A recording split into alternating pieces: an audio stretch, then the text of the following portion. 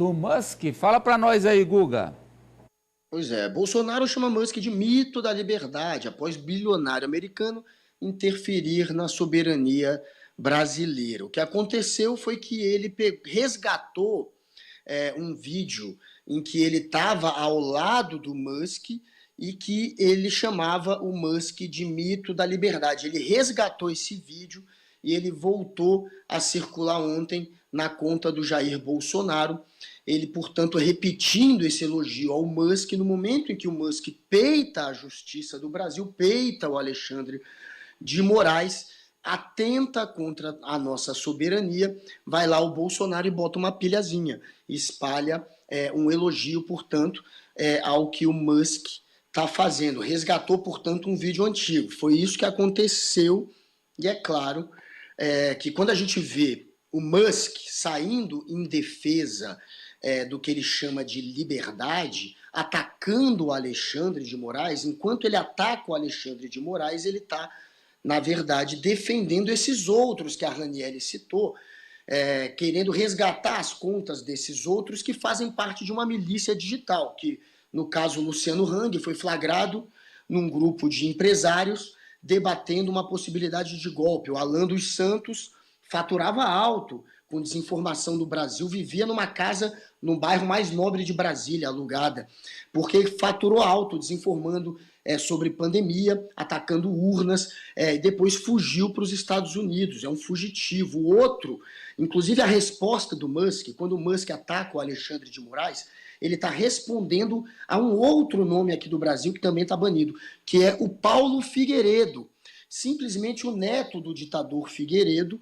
Paulo Figueiredo, segundo pesa aí as investigações da polícia, ele era um troll da internet que ficava linchando nas redes sociais e na internet os militares que não queriam aderir ao golpe.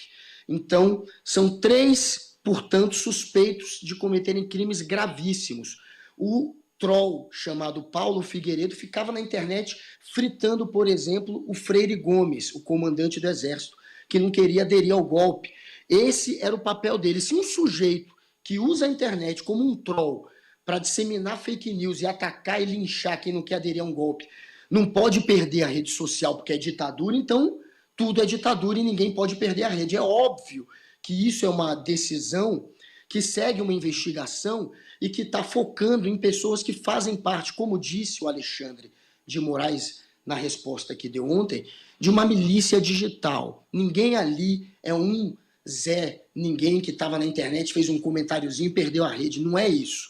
São pessoas investigadas que estavam cometendo crimes gravíssimos, se articulando para espalhar a pandemia, para atacar a ciência, para atacar a urna, para espalhar ataques à democracia e que, portanto, estão sendo investigados e que faz todo sentido terem restrições nas redes sociais, porque usam as redes para cometer crime.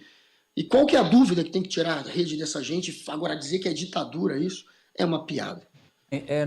Eu vou ouvi-los todos, tá? Quero a opinião de todos vocês, mas eu tenho ainda mais 2 apontamentos a fazer aqui envolvendo o Musk. Um deles é que as redes, agora pela manhã, trouxeram de volta um tweet do Musk de 2020.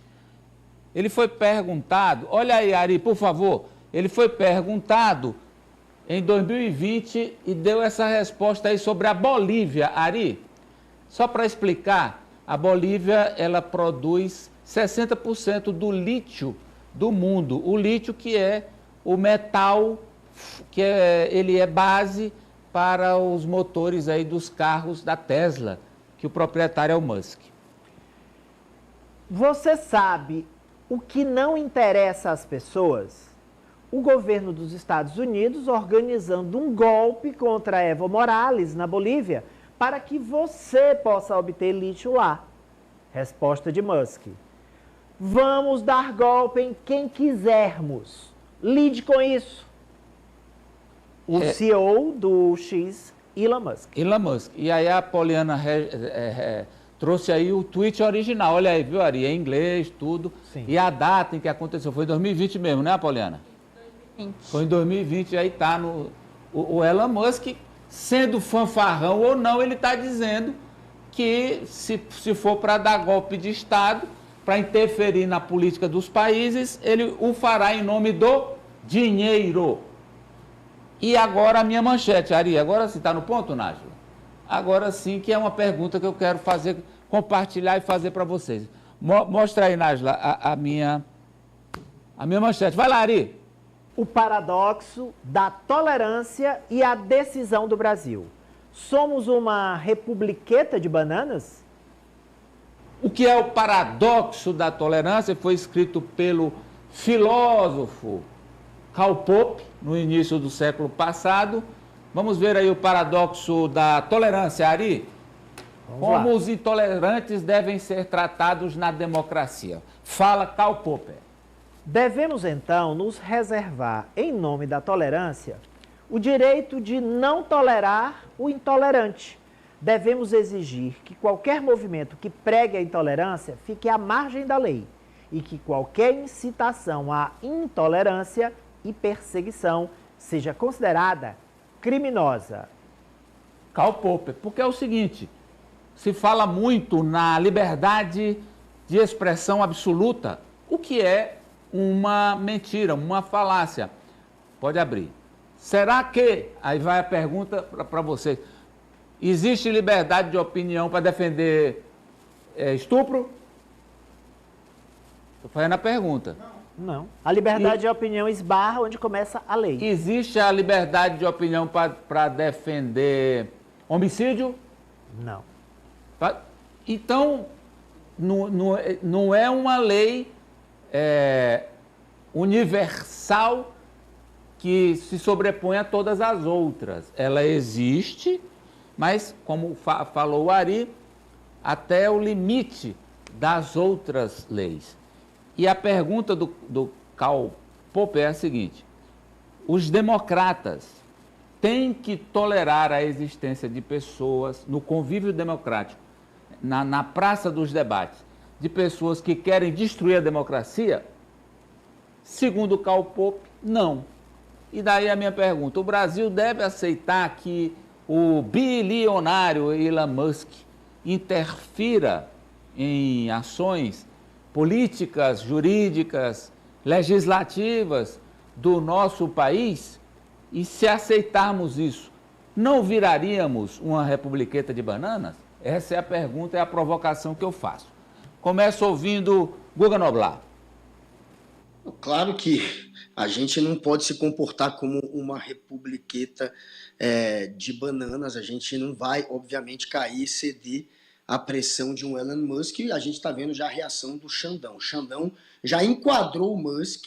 O Musk foi incluído no inquérito das fake news e vai ser investigado, porque também há agora a suspeita de existir uma espécie de consórcio internacional da extrema-direita neofascista, aquela representada por Viktor Orbán na Hungria, pelo André Velasquez em Portugal, do partido Chega, que inclusive saiu ontem em ataque contra o Xandão, né? Tá tudo acontecendo ao mesmo tempo, né? Um ataque do Musk, um ataque do André, o líder da extrema-direita de Portugal. O Viktor Orbán tinha, como a gente viu, dado de guarida a embaixada da Hungria para o Bolsonaro. Então, há suspeita de que esteja acontecendo um movimento mesmo, de um grupo internacional de extrema-direita que está agora querendo criar um embaraço, uma intimidação à justiça, tentando intimidar o Alexandre de Moraes,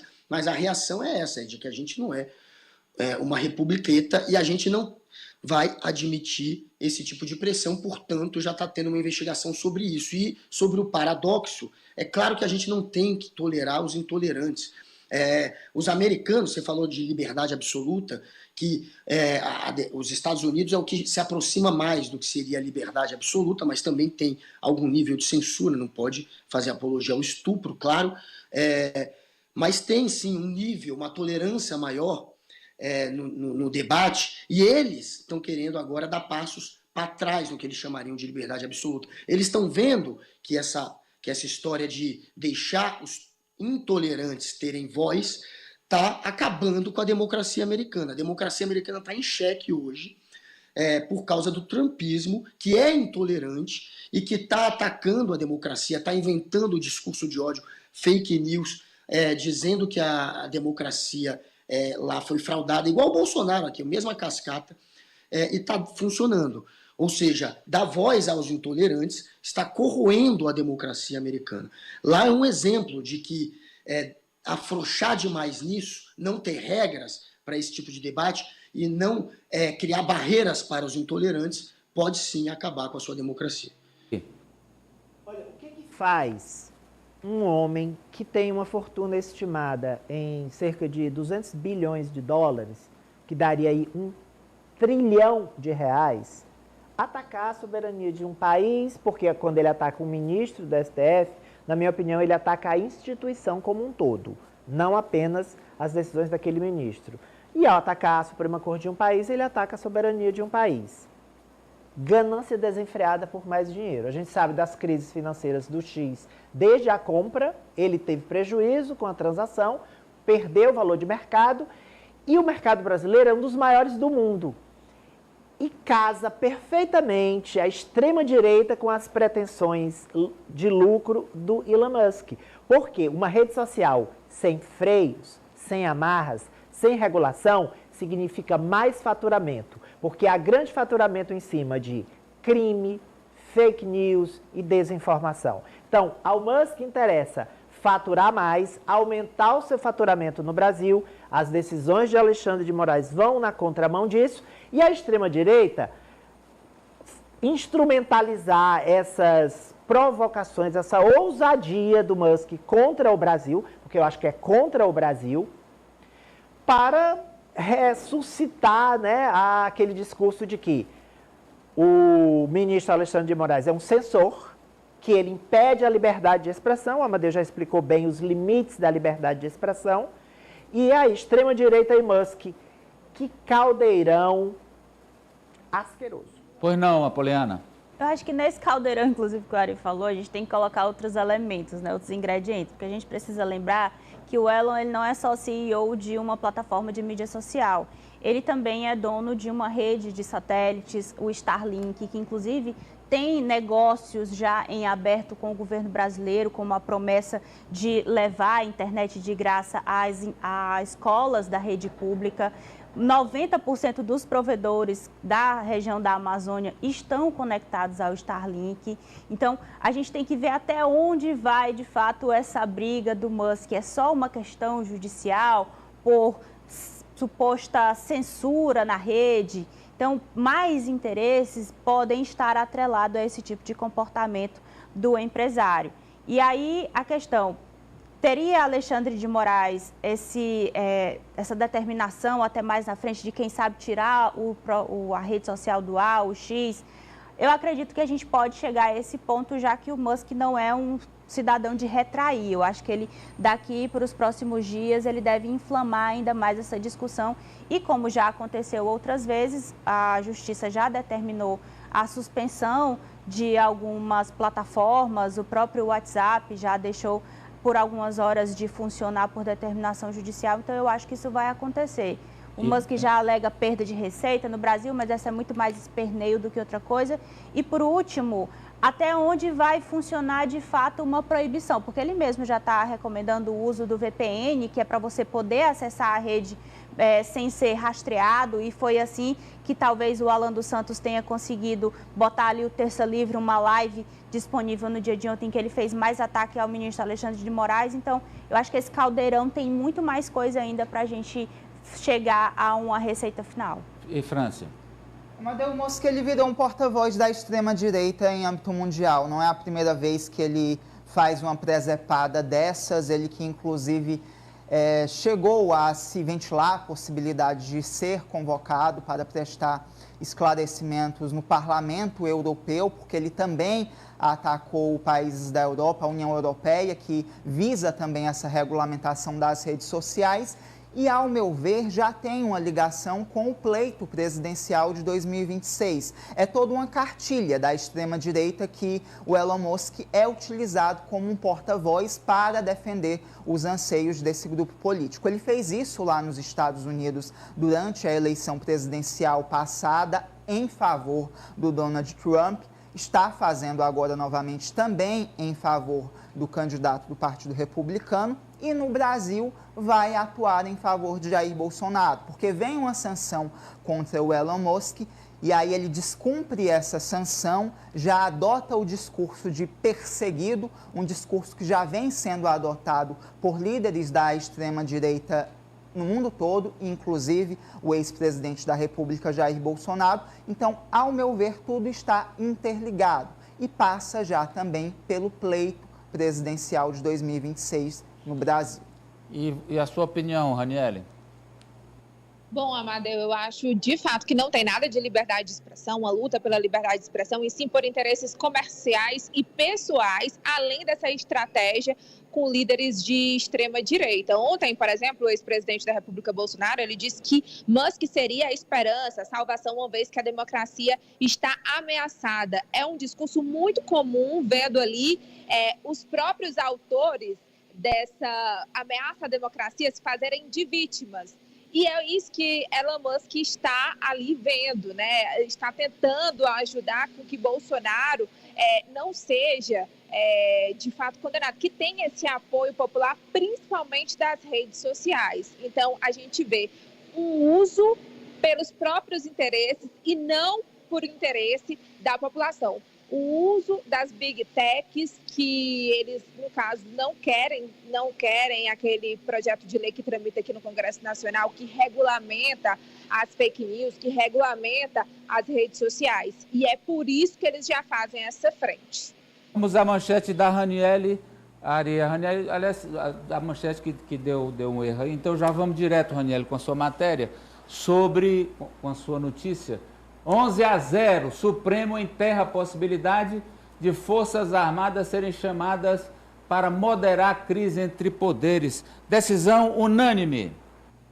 Exatamente. Os 11 ministros, Amadeu, já votaram, sendo que essa votação só terminaria às 23 horas e 59 minutos de hoje. Votação unânime. Todos os 11 concordaram que as Forças Armadas não têm esse papel de poder moderador entre os três poderes e nem de intervenção militar, supondo ali uma ruptura institucional entre esses poderes e aí chegar a intervir. Era uma interpretação do artigo 142, feito por juristas, principalmente aliados do ex-presidente da República, Bolsonaro, e que o PDT ele foi ao STF questionar essa interpretação e agora cai por terra tudo isso. O próprio relator do caso, o ministro Luiz Fux, ele diz que há um descompasso desse desenho institucional da Constituição promovido ali ao longo desses últimos anos. E que a Força Armada, as Forças Armadas, elas têm, na verdade, um poder limitado.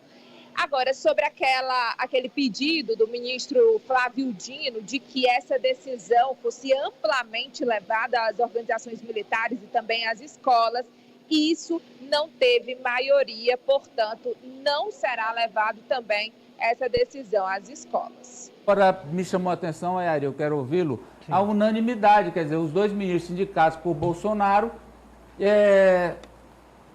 bateram o martelo ao lado da legalidade. Amadeus, de outro modo, seria rasgar a Constituição, porque nós já explicamos, reiteramos, repetimos aqui. As Forças Armadas não configuram um quarto poder. O Brasil só tem 3, legislativo, executivo e judiciário. As Forças Armadas, elas fazem parte do executivo e a ele se subordinam. Então, o que os ministros fizeram foi confirmar algo que está lá na Carta Magna desde 1988, quando ela foi promulgada. De outro modo, os ministros, com todo respeito a André Mendonça, ao piauiense Nunes Marques, agiriam contra o próprio direito. Tira uma sombra do poder que se projetava sempre sobre o poder civil, Apoliana? Ajuda a tirar essa sombra. Eu acho que a gente ainda precisa passar um pouquinho mais desse processo, mas é claro que a posição da Suprema Corte do nosso país como disse o Ari, reforçando o que já está na nossa Constituição, é um gesto importante para a sociedade sobre qual o papel, quais as